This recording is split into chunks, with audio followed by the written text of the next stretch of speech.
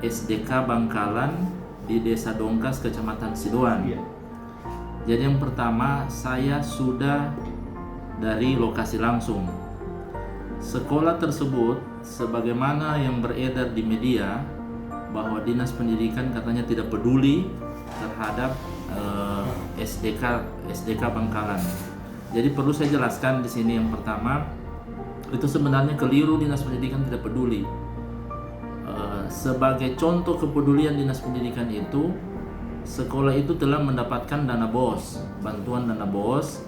Itu tahun ini, saya tidak hafal yang tahun kemarin ya, 2020. Tahun ini 2021, satu tahun dia telah menerima dana BOS sekitar 70 jutaan untuk satu tahun. Karena memang jumlah muridnya sesuai Dapodik dia 79 orang. Kemudian yang berkaitan dengan robohnya bangunan darurat itu disebabkan karena tiupan angin puting beliung. Kita ketahui bersama akhir-akhir ini memang cuaca di daerah Tinombo Selatan dan Sidoan, bahkan Tinombo itu anginnya sangat kencang. Sehingga tiupan angin pertama itu bangunan miring. Begitu dia 1 minggu 2 minggu selisihnya dari situ, ditiup angin lagi langsung roboh. Nah, jadi apa upaya-upaya yang dilakukan oleh Dinas Pendidikan ketika robohnya? Yang pertama, Dinas Pendidikan mengharapkan lewat Korwil dan pemerintah desa setempat, diketahui oleh Kecamat, buatkan berita acara robohnya karena bencana. Itu dibuatkan berita oleh desa.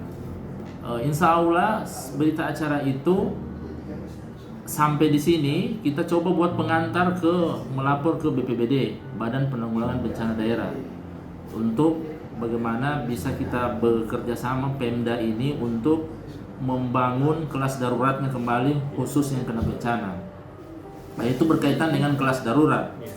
Kemudian apa langkah-langkah lagi yang dibuat oleh Dinas Pendidikan untuk kedepannya sekolah ini? Sebagaimana yang saya cek di Dapodik usulan Sarpras di tahun-tahun sebelumnya, sekolah ini sudah kita berusaha untuk mengusul bangunan baru yang permanen, bangunan ruang kelas baru yang permanen. Tetapi belum disetujui karena Dinas Pendidikan ini hanya mengandalkan usulan pusat lewat dana DAK.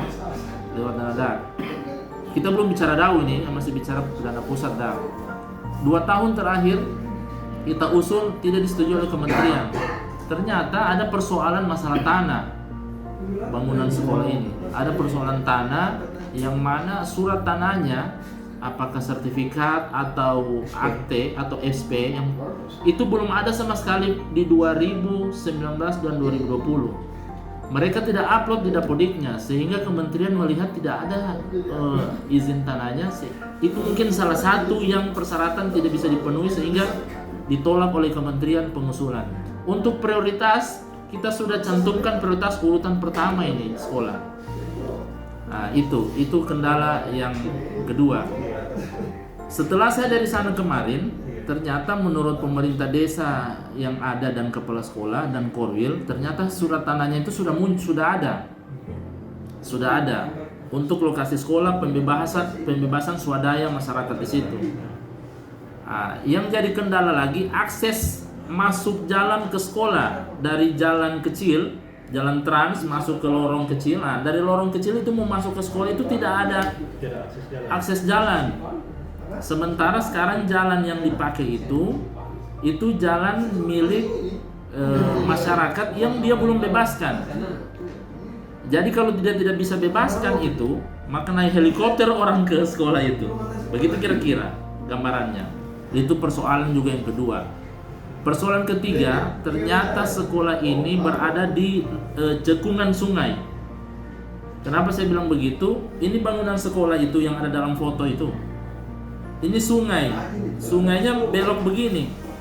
Berarti bibir sungai? Iya.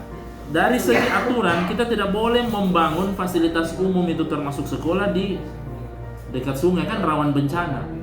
Olehnya beberapa hal sebenarnya kita inginkan kalau bisa pindah lokasi ini.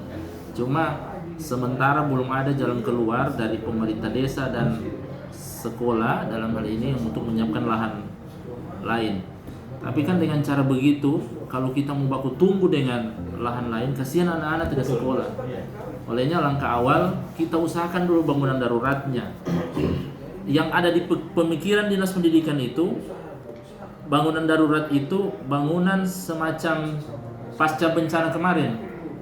Bangunan darurat pasca bencana yang baja ringan, kemudian atap seng. Karena yang ada ini hanya atap rumbia, kemudian dinding papan. Olehnya kita mencoba mengawal dulu untuk pembangunan baru daruratnya dengan mengawal ke BPBD dengan tujuan bahwa ini sekolah kena bencana. Jadi itu saja mungkin sementara dulu. Ada pertanyaan lain? Sip, sudah cocok. Pak, itu sekolah dari tahun berapa sih Pak? Itu sekolah berdiri. Oh lupa saya dari tahun berapa. Tapi sudah agak lama. Sepertinya belum terlalu lama sekolah itu berdiri.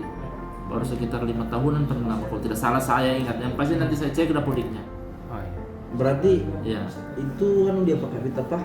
Pengusulan di Dapodik Sapras itu berarti terkendala dengan alas kepemilikan lahan itu. Iya, itu pertama. Tapi sekarang sudah muncul. Kita mau coba usul lagi. Tidak 2 tahun terakhir ini itu persoalannya sehingga tidak ada. Iya. Kemudian ada situ tanggapan Pak Fadli selaku anggota DPR, 2 tahun ganti kepala dinas tidak pernah dibantu kan? Iya. Memang sebenarnya kalau dari segi bangunannya bukan tidak bisa dibantu. Sekali lagi itu, waktu masih Haji Ardi jadi kepala dinas dia tidak setuju karena ada di bibir sungai itu. Oh iya, oke. Ya, jadi begitu dia berharap kalau bisa ada pergantian lahan. Nah, kemudian ini saya lupa tadi satu, Dinas Pendidikan akan memetakan kembali kira-kira sekolah apa yang terdekat dari situ. Karena bisa jadi kita akan merger, kita bisa satukan. Iya. Kalau ada sekolah yang terdekat di situ. Kalau dia hanya tidak sampai 5 kilo misalkan jaraknya, maka kita akan merger.